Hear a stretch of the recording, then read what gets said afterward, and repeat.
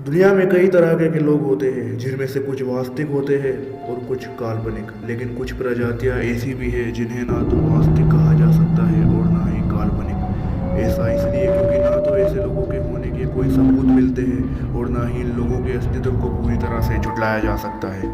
ये लोग इतने मिस्टीरियस होते हैं कि इनके बारे में संपूर्ण ज्ञान किसी के पास नहीं होता। ऐसी ही प्रजाति का नाम है वैम्पायर्स।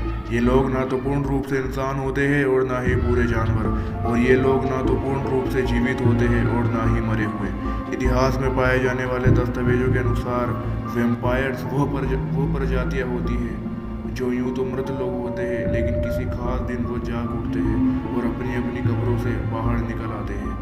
जगने के बाद ये लोग अपनी भूख को शांत करने के लिए इंसान या किसी जानवर का खून पीना पसंद करते हैं और फिर सूर्य उदय होने से पहले वापस अपने कब्रों में सो जाते हैं। इतिहास में ऐसी कई सारी घटनाओं का जिक्र है जो वैम्पायर्स के होने की तरफ इशारा करती है, लेकिन विज्ञान की अगर माने तो वैम्पायर्स की कोई अस्तित्व नहीं है, क्योंकि विज्ञान के मुताबिक किसी मरे हुए इंसान का फिर से जिंदा होना संभव नहीं है। ऐसी ही एक घटना के बारे में हम आपको बताने जा रहे हैं। Peter the blood sucker. सन 1700 के समय में वैम्पायर्स और उनसे जुड़ी घटनाएं बेहद प्रचलित थी। सन 1700 से 1730 के समय को ड्रैकुला का समय माना जाता है, और उन दिनों यूरोप और इंग्लैंड जैसी जगहों पर वैम्पायर्स का नाम लेने से भी लोग डरते थे। सन 1725 में किसी सोया साबरिया नाम की जगह पर एक किसान था जिसका नाम पीटर था। उसकी मौत हो गई, लेकिन पीटर के मौत के कुछ ही दिनों बाद कुछ ऐसा घटित हुआ जिसे देखकर लोगों के रोंगटे खड़े हो गए। अपनी मौत के 3 दिन बाद पीटर अपने 10 साल के बेटे के पास आया और अपने बेटे से कुछ खाने के लिए मांगा। उसके बेटे ने पीटर को खाना दे दिया और पीटर वहाँ से चला गया। लेकिन अगले दिन पीटर फिर से अपने बेटे के पास आया खाना मांगने, लेकिन इस बार उसके बेटे ने पीटर को खाना देने से इनकार कर दिया। अगली सुबह पीटर का बेटा मृत अवस्था में पाया गया।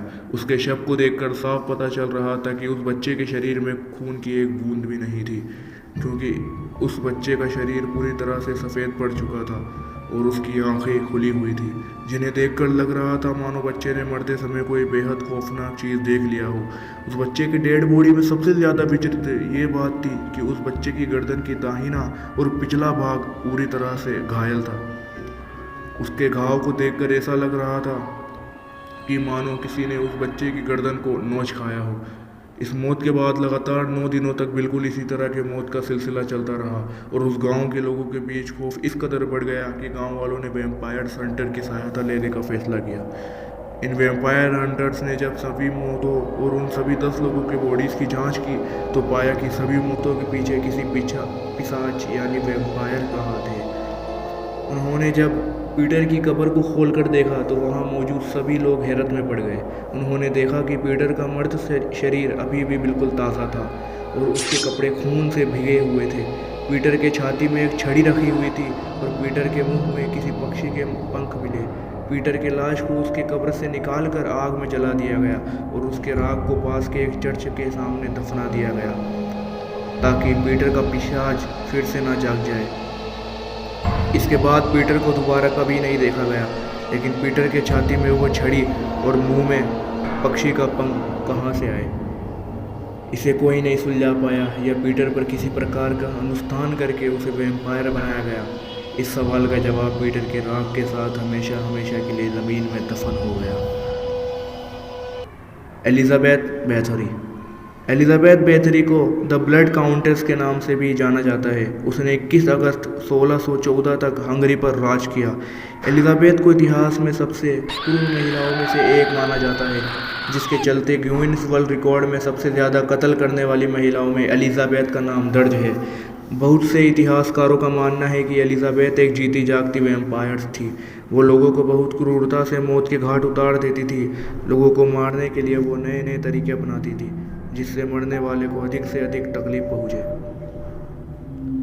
वह अपने शिकार को सुइयों और किलों से गोदती थी ताकि उनके शरीर से धीरे धीरे सारा खून निकल जाए और वह इंसान तड़प तड़प कर दम तोड़ दे। इसके अलावा वो लोगों को निर्वस्त्र करके बाहर ठंड में छोड़ देती थी जब तक उनका शरीर ठंड की वजह से जम नहीं जाता था।